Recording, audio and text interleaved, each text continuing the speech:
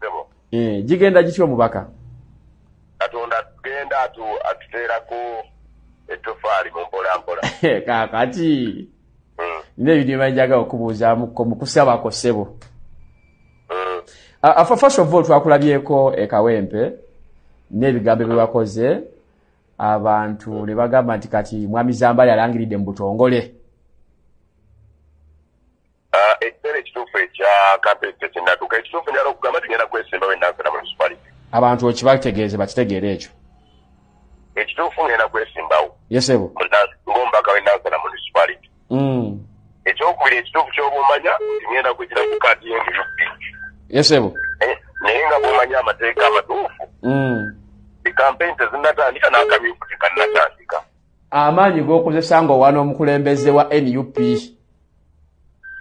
N'ekyokubiri ky'olina okumanya nti bw'enaatuuka ey'okwetabwamu kwansubira tutagenda ku kamyufu mu mwezi gw'omusanvu awo. Yesebo. Tokatandika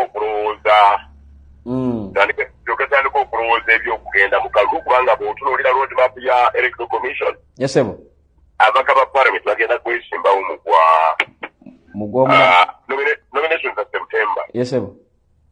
Yesebo. Kakati ku program yaffe tetwakulabyeko ejjo. Yesebo. Feke propaganda n'atambula nti bakususpendinze. Yesebo. Simanyi oba oyinza okutereezaamu kaawe ssebo. Ekyo kituufu. Wangi? Kituufu. Bakususpendinze ku mulimu. Katusinkane nansana mu kalulu ndowooza naye nayagadde nnyo ewasinkanye omubaka wa Kayima Musoke n'omu omuzira n'ogaa gwe ngenda okwesimbako gwe ngenda okugyayo mu paalamenti. Obuvumu obwo. Ati naye yabadde anteza abantu be. Yesebo. Yakuta omuzira nga agutaddeko abantu be n'antega naga Zambali ajja yaniriza omubaka ng'amanyi. Munawe ngenda kambukanyaniza omubaka w'ennansana muneekuba omupiira. Yesebo. Naye labira tinange ndi mugezi okumusinga. Nsanyusa okuwuliza mukama wange.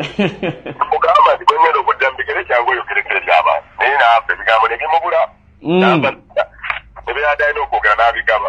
Kakati ssebo mbadde saakunoonyako wiiki ejjanga ewangambe tukolemu ka interview ssebo. Tojjakakola kajjema naye suspenders ya wiiki ng'emu bbiri bwe naye gwava kugira nti akola emirimu gyange naye nga gwe obukyoma omanya. Enyimiridde wamu n'abanyigirizibwa era nkyayo. Ebigambo by'oyogera obiyimirirako tobyejjusa. Tobyejjusa.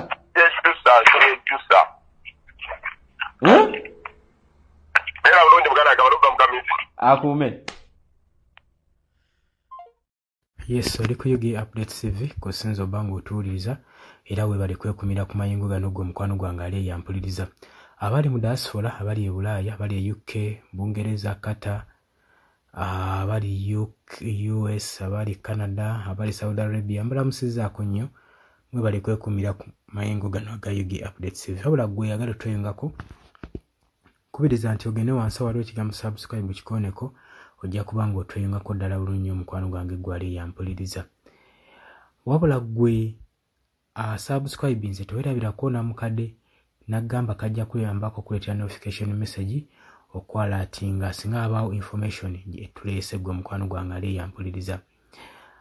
Zambali Brasio Mukasa oluvannyuma lw'okuvaayo wali eri n'agulumiza Robert Kyagulanyi Ssentamu n'okulaga nga munnamawulire nti oba ali ku sayidi eno gy'alwanirira era musajja wattu omulimu gwe tegwasigaddewo.